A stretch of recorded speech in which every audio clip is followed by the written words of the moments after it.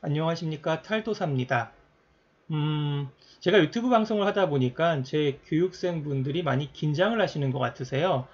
제가 유튜브를 통해서 너무나 많은 이론 공개가 있지 않을까.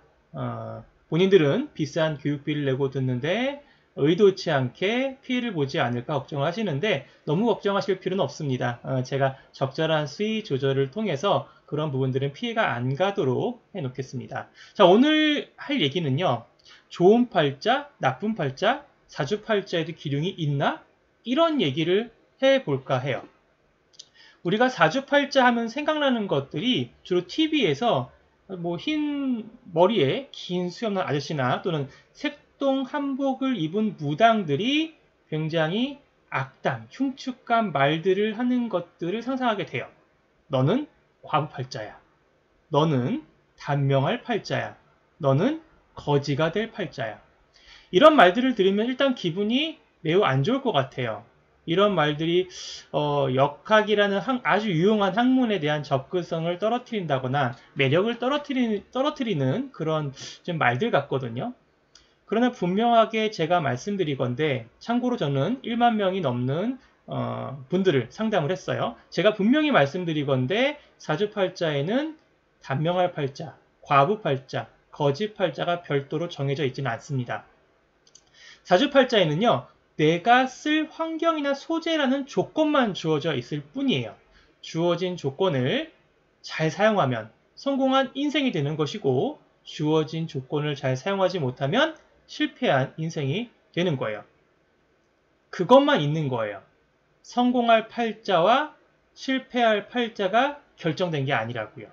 그러면 왜 이게 극단적인 표현들을 일반적인 술사나 무당분들이 하시느냐? 사실 그 마케팅적인 이유 때문이에요. 내가 너의 인생에 다 맞췄다. 내가 너의 미래를 다 알고 있다. 이런 어떤 마케팅적인 측면과 영웅 심리 같은 거죠. 사실 그 사주 구조가 까다로운 분들은요.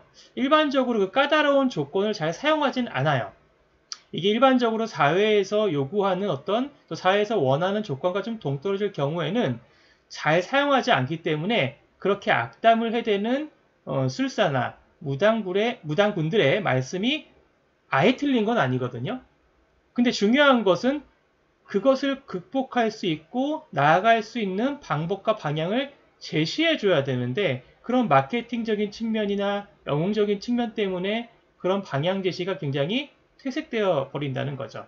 다시 한번 강조하지만 사주팔자에는 과부나 단명할 사람이나 거짓팔자가 없습니다. 어떠한 노력을 기울이냐에 따라서 얼마든지 활용이 가능합니다. 그림에서 한번 보시듯이요. 우리가 일반적으로 사주팔자를 공부하거나 사주팔자를 볼 때 흉살 운운하며 극단적인 이야기를 하는 그러한 운성들이에요. 사명살, 원진살, 공망살 이런 것들이 사주에 있으면요. 너는 사명살이 있으니까 신체에 문제가 생길 거야. 너 병신 될 거야. 또는 너는 사명살이 있으니까 범죄자가 될 거야. 이런 식의 이야기를 한다는 거죠.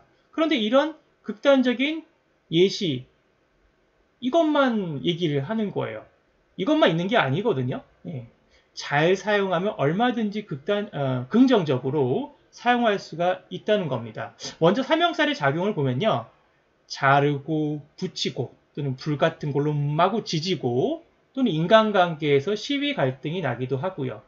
형벌이나 수술, 송사의 환경을 만들기도 합니다. 이것들을요, 내가 잘 다루면 그것들을 유용하게 쓰는 입장이 되고 잘못 다루면 내가 몸으로 다 감당해야 되는 흉액살이 되기도 한다는 거죠. 그러면 잘 쓰는 경우란 뭐냐? 직업적으로요, 또는 취미활동적으로 잘 사용하면 돼요. 그러한 모습을 보면 어떤 모습들이 있냐, 직업적으로. 예를 들어가지고 고깃 덩어리를 잘 자르고 붙이면 뭡니까? 정육점 사장님이 되기도 하고요. 머리카락을 잘 자르면 뭐예요? 미용사가 되기도 해요. 또 사람들의 몸을 잘 자르고 붙이면 의사가 되기도 하고요. 시비 판별 형벌을 잘 내리면 판검사가 되기도 합니다.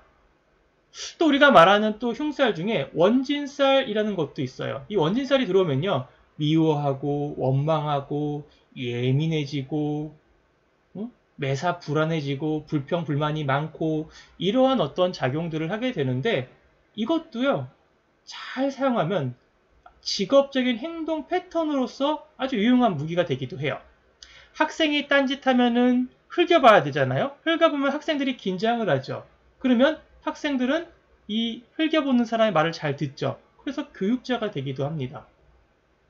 세상의 일들을요 삐뚤게 바라보면서 그 현상을 풍자하거나 또는 희화하거나 이런 것들을 잘하는 사람은 뭡니까?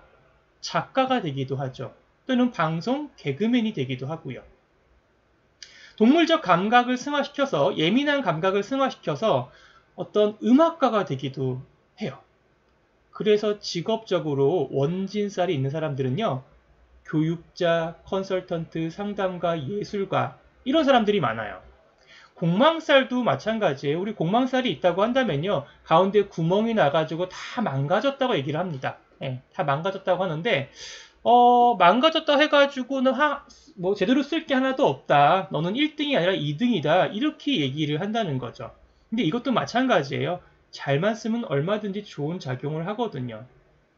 예를 들어가지고 요식업을 할 때 주식료인 밥을 취급하는 게 아니라 구멍이 나가지고 밥이 아닌 빵, 부식류, 빵, 분식류 이런 것들을 우리가 하는 요식업이 되기도 하고요.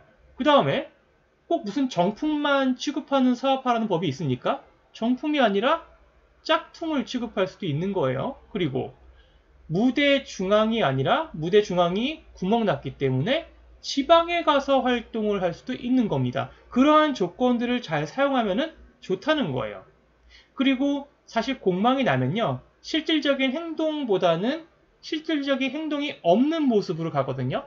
그러다 보니까 주로 정신적인 활동에 치중할 수가 있는 에너지가 되고요. 그래서 교육, 문학, 예술, 종교, 철학으로 가기도 합니다.